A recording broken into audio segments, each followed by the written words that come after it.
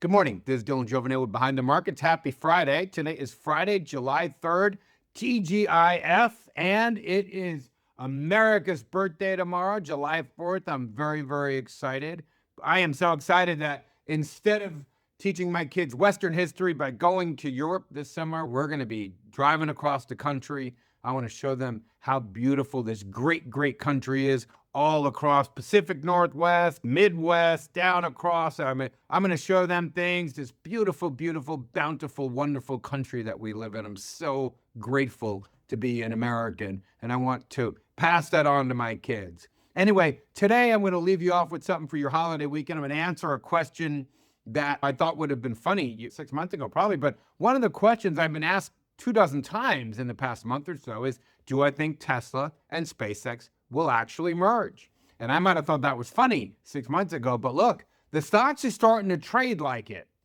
If I look back, there's a lot of synchronized stock movements. You know, SpaceX goes up, Tesla goes up, SpaceX goes down, Tesla seems to go down.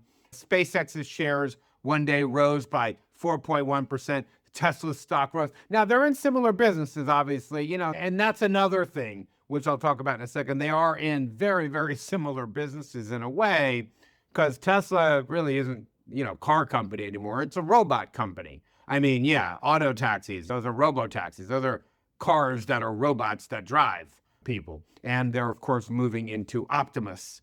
So basically, you're starting to see the stocks trade like two stars. And this is the way I always look at it. When two companies look like they're going to merge, they start to rotate around each other like two stars in space, you know what I mean? And they just grab each other's gravity, basically, or maybe like a planet and a star. SpaceX being the bigger one here, I guess, technically, but they're both, similarly. And you know what? If you actually look underneath the hood at Tesla's org chart, and especially this $55 billion Terafab semiconductor plant that we've talked about quite a bit here, and you look at this, you could see both of these companies are sharing, they're already operating as one entity in some very significant ways. I mean, look, now Terafab, it is the semiconductor factory, basically the place where Tesla and SpaceX are going to they're trying to secure the actual materials they need to compete in this race, including autonomous vehicles, humanoid robots, and data centers. It really is interesting because it combines a lot of their expertise in developing complex hardware systems and, frankly, large-scale manufacturing facilities. Certainly when you think about Tesla, I mean, they're really, really good at that. Tesla has a lot of experience building large-scale manufacturing experience. SpaceX has a lot of experience developing complex hardware systems. In a way, perfect if you want to be in the robot-making business, So when you look at it, obviously Musk has responsibilities at both companies, but other people like Charlie Kuehmann, he's held leadership roles in materials engineering across both companies for a decade. And you have a bunch of senior executives that have taken roles not just with Tesla, but with the AI unit within SpaceX, XAI, Grok, or whatever it is. So, look, Musk's companies, this is not saying a merger is happening. I'm not saying that. What I'm saying is that Musk companies have collaborated for years. So they've worked together like on the next generation Roadster, and which actually incorporates SpaceX technology. So there's no certainty that this is going to happen at all. But the stocks are trading in sync. So the question is, they seem to be a gravity pulling each other towards each other. They're rotating around each other a bit. There's a lot of correlation between them.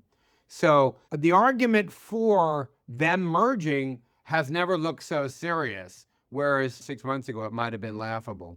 Anyway, it could happen. I mean, my goodness, it could really, really happen. And if you look at these companies as hardware robot companies, I mean, I get it, because basically a self-driving car at Tesla, I mean, he's got the self-driving rockets at SpaceX, but basically at root, the nature, it's Marcus Aurelius. What is the nature of the thing? The nature of the thing is to move things autonomously, moving people autonomously, whether it's moving people on the road, whether it's moving people into space, you're moving things, programming is moving these things. And in that sense, they do the same thing in that way. really.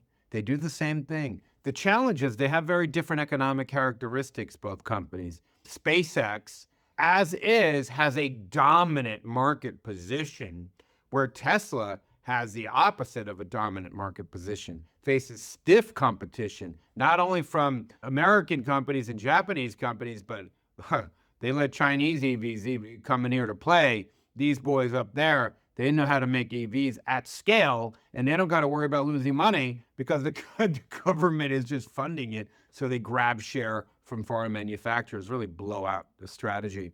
Really, really amazing. Anyway, that's all I have for you this holiday weekend. Have a wonderful holiday weekend. Have a wonderful July 4th celebration. God bless you and God bless America.